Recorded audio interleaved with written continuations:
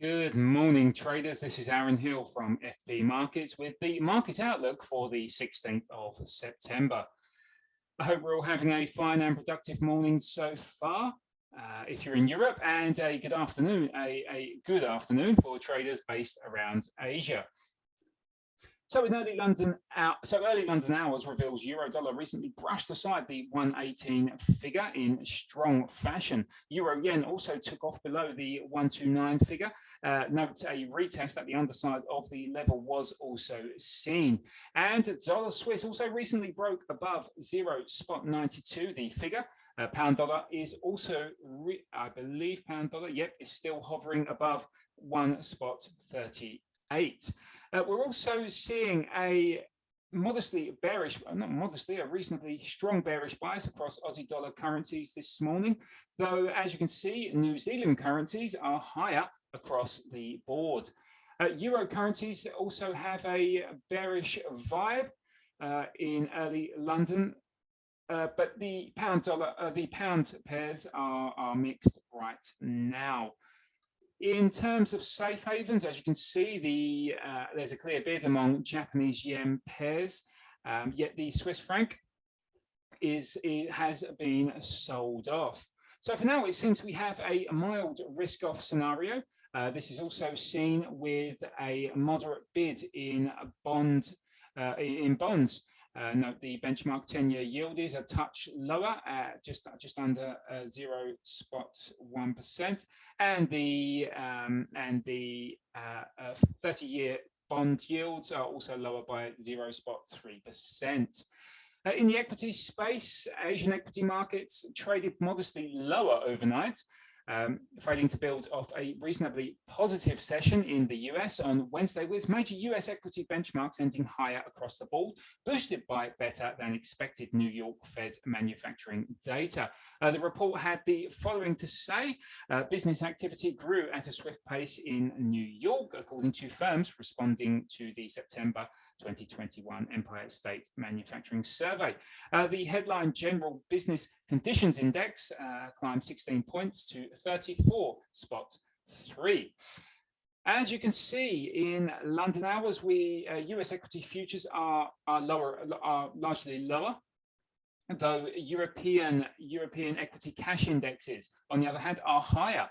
The FTSE is trading a touch above 0.5%, the same for the DAX 30, though the CAC 40 is 0.8% in the green.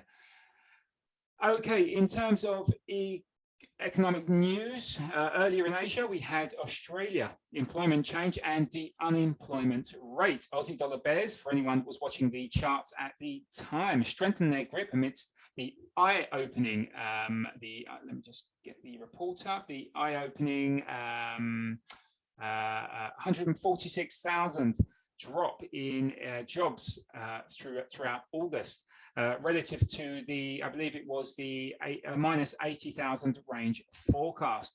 A wave of lockdowns across New South Wales and Victoria are obviously not helping and likely driving bulky employment losses. The employment release appears to have set the mood for the Aussie dollar pair going into Asia, moving around 0.3%. In the red. Of course, the move was probably also fueled by the downbeat risk sentiment in early trade as well. Going forward, around 1:30 UK time, we have a truckload of important data to be aware of. This kicks off with the initial jobless claims out of the US. This is a weekly report. This is followed by the Philly Fed Business Index, and then, of course, retail sales out of the US for August, and this includes the core figure as well. Now, US retail sales will obviously be watched closely by investors. The report is expected to show a back-to-back monthly drop in spending, with overall sales likely to fall around 0.7% on the month after a 1.1% drop in July. The core figure, although not shown on the Reuters platform, is expected at around minus 0.1%. This is the change in the total value of sales at the retail level, excluding autos. Now, in terms of the technical charts, we're going to kick things off with the dollar yen. As you can see, or for anyone that follows my daily market technical outlook, you will note I highlighted the double top pattern, which comes in around the 110. I think it's around the 110.43-ish range, and has a double top pattern neckline at 109.59. As you can see, we did recently break through this neckline, in addition to breaking through Quasimodo support at 109.48, which is now a resistance. Now, in terms of the take profit target from the double top pattern, this is taken by extending the value between the highest peak within the double top pattern to the neckline, and extended from the breakout point lower. As you can see, this comes in around the around 108.76-ish, which coincides with a 1.618% Fibonacci projection value at 108.82. Before we reach for these levels, if at all, do expect, well, I am looking at the 109.48 to offer some form of resistance for sellers looking to drive lower. Moving on to the Aussie dollar Japanese yen pair, we are currently hovering around the 80 the figure right now, but we're also testing the 50% retracement at 79.96. We also recently have tested, should I say, 79.96, the Fibonacci 50% retracement value, alongside a 1.272% Fibonacci projection at 79.81. Now, as you can see, we haven't really derived much support from this area, certainly not enough to write home about.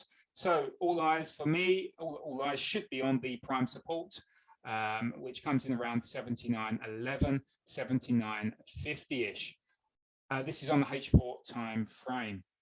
Now, just quickly on the euro dollar, we are in H4 prime support are at 17.64, 17.76, though buyers are not showing much interest at the moment. In addition to this, we also recently broke through a Quasimodo resistance turn support area, which was a key level on the 13th of September. So I'm not holding out much hope for this prime support on the H4 time frame, and my eyes will be drawn more to the Quasimodo support on the H4 scale at 17.42. Now, that's it from me today, ladies and gentlemen. Thanks for taking the time to watch. Have a wonderfully productive day, and I'll catch you on Monday.